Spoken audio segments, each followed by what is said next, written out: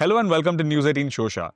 Often when we flip the pages of history of freedom struggle in India, you often land upon a moist page of history that we all know as Jallianwala Bagh.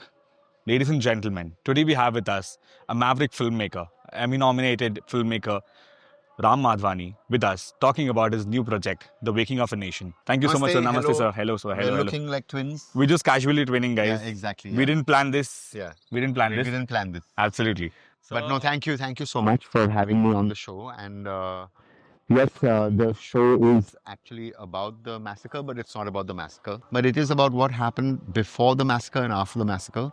And there was a commission which was like a courtroom inquiry.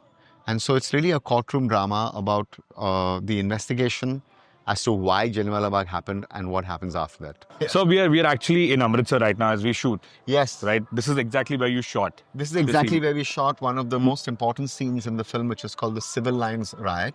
Though actually it didn't really happen in real life over here. It happened a little further down there. Okay. But right now you can't shoot there. Right. Because it's just too modern. Of course. So we've taken the liberty, we've done all our research, and then sometimes you have to take the liberty of doing it over here. So for all of you people who are watching the show, remember I said that yes, we have taken this liberty. Yeah. No doubt. So I was told that, there are other parts of the fort as well. We are right now at Govindgarh Fort in Amritsar. Yes. And this is where you had created your set, and probably you could take us through what your process was. There's no set in a way because we don't really believe in creating anything which is on CG or a set. Right. Also, this is Maharaja Ranjit Singh Ji's fort too. And this is where the Kohinoor was actually as part of the Toshkhana that he had. Wow. Okay. So, I mean, trivia for all of those who are interested in that trivia. But as far as the show is concerned, we basically had a huge riot scene on this, what we call is this bridge, which you'll now see as the camera turns around. They will see behind us is where the Govindgarh Fort entry is. And so this is where we had something which was the Civil Lines Riot. And then later as we go down, that's really where before the massacre, 3 days before the massacre, they shot 20 Indians. And actually, sadly, we also killed 5 Britishers. Right. So, and because of that, General Dyer was called in. Right. Because they were worried that this would be a repeat of 1857. Correct. So a lot actually, people know about the massacre, but they don't know why it happened. Right. And so what the show really talks about is, in a way, it's a thriller. You find out about it. Yeah, because it's a murder and a crime that happened, right? Okay. So who actually committed that crime? Who actually the Hatyakaand jo hua, wo kisne kiya? So that's really the big question that we will be answering in the show. What made you choose this? You've always mentioned that this is something you're fascinated by colonialism. I am fascinated by it. And you also talk about racism and cultural differences that would they present at that point of time as well during the British era. All like through all of humanity. But I'll tell you what happened to me, which is that so I was going with my mother many years ago to London for my first trip abroad. और उस दिन जब visa मिलता था तो you'd first go to the मंदिर. Okay. I think that's still the case. It's still the case. Visa मिल गया, US वीजा मिल गया, American वीजा, London वीजा मिल गया, पहले मंदिर जाते. That is true. That is true. But so we got our visa and we were sitting in economy class and I was sitting on this side. There was the three seats and then there was the 4 seats and then there's the other 3 seats. And my mother had a seat which was on the other side. Right. So after the flight took off, I decided I'd go and meet her. But the kitchen ka jo curtain jo tha na, wo band tha. And this was my first flight, so abroad. So I said, no, I don't know whether I can go in. You get a little intimidated by all of this, right? True. And even now, like sometimes when you're flying, you're like, sort of, you want to be sure that you're following rules. So that front row, where there's a little gap. So I asked the gentleman who was sitting there, was a white man. I said, sir, if you don't mind, I'd just like to go across. I have to meet my mother. And he said, this is not an aisle. Sit down, you brown. Oh, God. You can beep that word out. But today I smile about it because it took me many, many years to answer back to that man. Of course. Because that time I just went and sat down and started shaking and I didn't go and meet my mother. It's taken me so many years to answer him by making a show like Waking of a Nation. To say, why is it that you call me brown? What made you do that? And I don't want to reply with violence. I don't want to reply with anything but actually some compassion and some thought. And something which says that why is it that, you even taught us how to eat with a fork and knife. We are eating with our hands. What shall I do? Shall I now teach you how to use a jet stream? Oh, God. No, sorry, I'm not going to teach you. You better learn. It's not something that can be taught. Yeah, I want to teach you exactly. That's a good one. No, so sorry. I don't mean to make light of this, but I just had to say that because we all know, sort of been at the receiving end of being civilized. But I think having a jet stream is like the epitome of civilization. Basics. Basics, exactly. I totally get it, sir. Yeah. So this is where your fascination for racism and to highlight these topics come from, right? There's another interesting factor. Yeah. You are also a philosopher.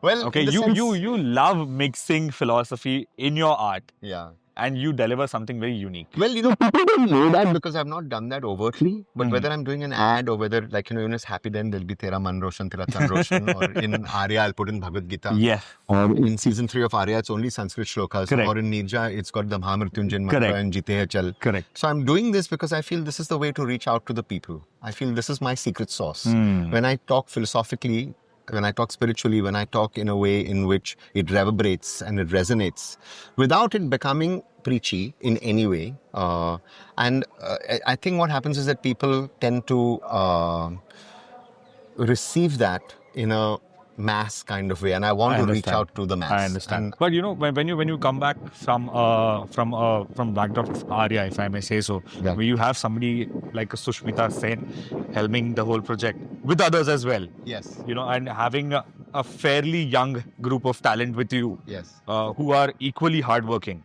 Yes. What is the kind of difference that you see as a filmmaker? Is the learning process different for you or for them? It really depends on how hungry the actor is. I think when they choose to work with me, and they want to submit to the process that I do, which is called System 360, where I basically shoot with 3 or 4 cameras, and the long takes. One of our takes was 90 minutes long. Wow! Though I may use only 5 minutes of it. And also we had, while I'm at it, I have to tell you about my 4 DOPs. They were all females, led by a lady called Kavya and then Dhablika. And all 4 females were they're in the midst of a riot over here. Wow. And they're shooting this handheld because I only shoot handheld. Right. But to go back to your original question, which is, as long as they submit to the process, and they all submitted, and they all get fascinated because I don't give cross marks, I don't do setups like this, like that. And in a way, I spoil them because to me, without my actor, I'm nobody. True. So, and with all of these 4, you have to indoctrinate them into unlearning and say, okay, guys, that's not the way it's made. This is the way it's made. And then they, sort of actually came, and the whole idea is for them to surprise themselves. I understand, of course. Were you surprised at times? Yes, very much. Very, very much. All the time, every day. Every day. With so many things that they did. And Nikita has a sequence in the commission where I'm like, everybody who's seen it so far has been fully in tears. True. Okay. So True. It's I bonded with them. I caught Taruk smuggling in a burger once into the hotel. And he was kind enough to share it with me. And now we're burger friends. I get it. Through your research, when you say, and of course, when it comes about patriotism, it also involves a bit of politics as well, right? And I think in our country, we need to be a little too careful about these things. Right. So through your research, was there anything that you probably saw that you were a little surprised to know about? Could you tell us about that kind of a fact? Or a trivia, probably? Well, in the sense that, the social conditions at that time, they had something called the Rowlatt Act. Right. Which was when they put people into jail without a plea, without any legal action. Correct. And that was part of the reason why they were protesting and satyagrahis. Right. And I think one of the problems that the West had, and certainly the British had, was with the concept of non-violence. And one of the main characters who's doing Lieutenant Governor Michael O'Dwyer's role, he says, how do you fight somebody who turns the other cheek? Because that means if you use violence, you're the bad guy. So what they've done is, this is the conspiracy part of it, which is that if you are now the ruling party and you want to, or you're at that time you're the government, how are you going to resort to those people, the Indians being violent, so that you can be violent? That's so very confusing. Yeah, it's very confusing. No, I'll repeat that because it's like saying, if you're a non-violent person, and and you say turn the other cheek, and if by chance I was to hit you, then I'm the villain. That's true. So that means I have to prod you to hit me First. True. Sure. How do you do that so that I'm justified to hit you? How do you do that in a situation like that? And that is what the show is also about. How did you reimagine this as a courtroom drama, and how did you focus on this one conspiracy theory? Secondly, my continuation to this question is, how did you focus on what is your version of the story? Because I'm sure there are different conspiracy theories across, right? So yes, there are. It's all there on Google. Exactly. Please go out there and Google a character called Hansraj. Okay. Okay, go out there, and this is something I'm telling you to do so that you're, you find out more about what is out there in the public domain. But, I am a great believer in, I've seen Yado Ki Barat some 12 times. I've seen Jugnu so many times. I'm a great believer in the masala cross-genre. I don't think there is any one genre. So I think that there is a thali. Okay. मुझे थाली अच्छी लगती है. Okay, really. I don't like plated food. Which is after एक dish खाएंगे. So this thali thing means that if you can apply like they used to, and it's a cliche obviously to say that Indian movies are like thalis here, which is aloo bhi hai, dal bhi hai, dessert bhi hai, namkeen bhi hai, sab kuch hai. So that's what I want to try and give people, that even in Arya, I'm giving you a thriller, I'm giving you a mother, I'm giving you a family, I'm giving you much more than just that. I really want to dig in a little deeper over here, and probably get you to answer this as well. Yeah. Is 6 episodes all we get? Well, this is the wish list. Okay. There is a season 1. The reason why it's called The Waking of a Nation is because I want to speak about the time that how we became us. And therefore, one of the ideas is to do, if this works, I hope it works. It will. We've just come from the Golden Temple. Fingers crossed. Yes. Wishes that, it will work. If it works, then I want to do season 2, which will be 1857. Right. Season 3 will be something that happened in South India. Right. So I want to try and do a whole series about how India became India. True. So this is really the wish list. So, this clubbing of events that you're talking about, the part of history that we have had, do you think probably this can develop as the modern, as they call, a universe for yourself? Well, the universe I want to develop is really one which speaks philosophically and spiritually. Of course. Not really based on just colonization and racism and prejudice. So I think that hopefully that will be the bigger universe. I'm pretty sure you will mix them. No, I'm hoping that I'm allowed to practice. I think one of the things that the anxiety is not whether,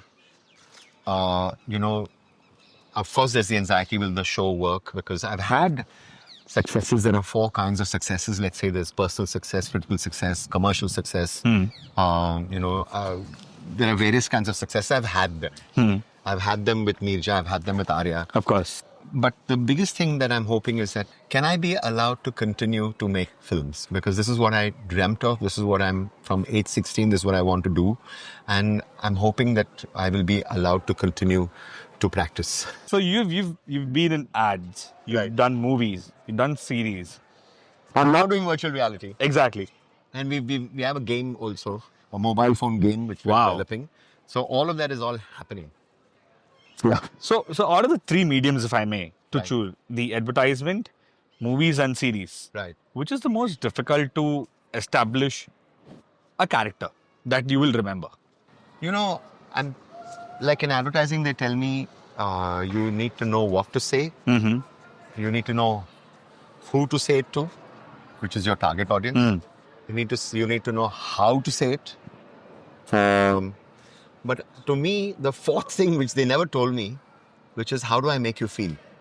And what remains is not characters. What remains is not stories.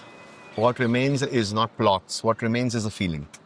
What people remember in Neerja is that they cried like crazy. True. And it was, and I did it in a specific way because I felt that the idea of you are no longer crying. People have forgotten how to cry. Because, you know, it's just too much to take. Because the daily news and the anxiety of everything that you're reading on social media. And so you just want to switch off, you know. And so I want people to, I like tragedy because I like people to cry. And so I want to give them a feeling. And sometimes it's that which actually, you know, draws you. That emotion is what draws you. That soul is what draws you. Not what you say, not how you say it, not who you're saying it to, but how you make people feel. And so I keep saying I'm in the feelings business. I'm in the business of feelings. So, you know, when we talk about the way you emote or you convey the emotion, right? Have you ever been in emotion when you've seen your own? Yeah. Yeah? Yeah, Do you feel that? It's my litmus test. What happens after every time that we make something, it's a rough cut. Like, let's say Neerja was 2 hours, 45 minutes. Right. I knew I had to cut half an hour. I had to make it 2 hours, 15. But that is my litmus test. That is my day that I understand as a rough cut. Okay, bhai, touch hua ke nahi.